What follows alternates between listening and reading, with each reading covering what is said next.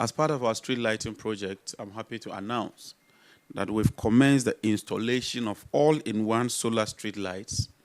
We intend to do 23,500 units covering a distance of 700 kilometers so that gradually we can take solar as the main focus and move our street lights away from the grid. The street lights depend largely on the grid, and unfortunately, these street lights come on during the peak period. The difference between the peak period and the off-peak period can range around 400 to 600 megawatts. And these street lights alone accounts for more than 200 megawatts. And so if we can take them off and put them on solar systems, it means that we'll be shaving off about 200 to 300 megawatts, and that will contribute significantly towards efficiency in the sector.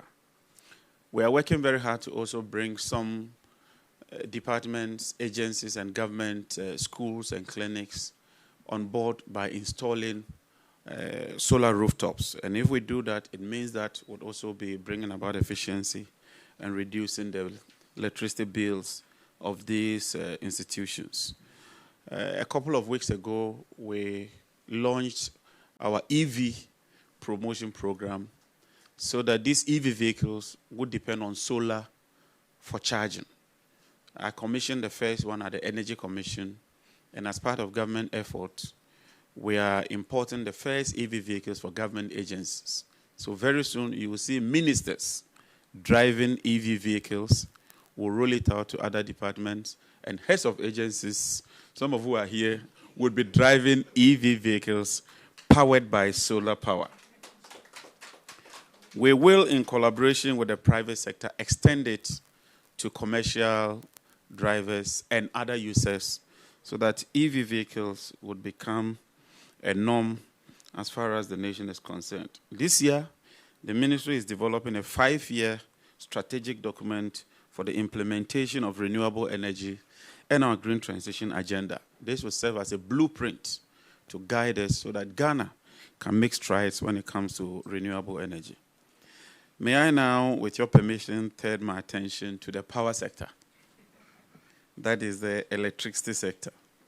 Ladies and gentlemen of the press, we can confidently say that Ghana's energy sector is indeed showing signs of stabilization and improvement, driven by ongoing reforms aimed at addressing both technical and financial challenges, as well as modernizing infrastructure.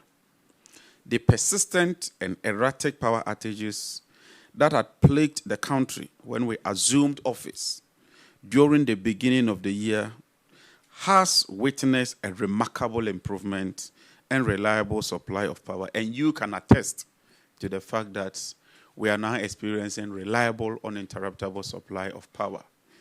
This Sunday, when we were undertaking the upgrading of the ENI facility to increase gas production, some people went to town and christened that Sunday as National Doomsaw Day. Fortunately, through the collaborative effort with all the stakeholders and our technical team, we were able to conduct that operation successfully without switching even 1 megawatt off. And when I went to social media, some people said they were very disappointed. Others said that the Honorable Minister had forgotten that he has to switch the lights off.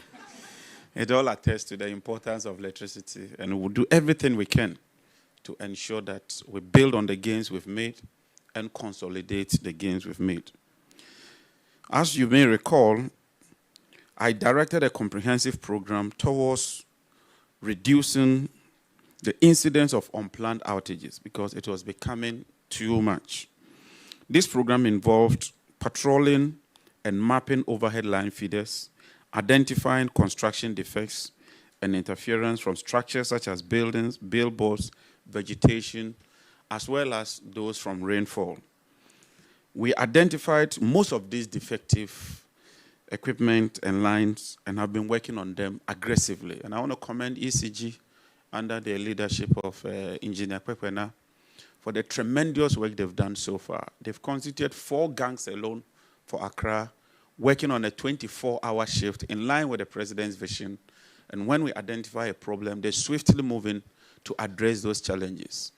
To add to that, they've procured about 200 new critical transformers to beef up the distribution system to ensure that we reduce the outages. The current stability of the distribution network is due in part to some of these initiatives and policy interventions that we have put in place. We are also working with ECG to rationalize all the contracts.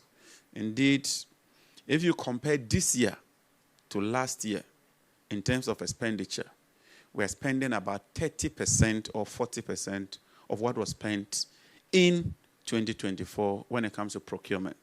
And we are achieving better results with value for money and ensuring that we adhere to strict procurement procedures and processes.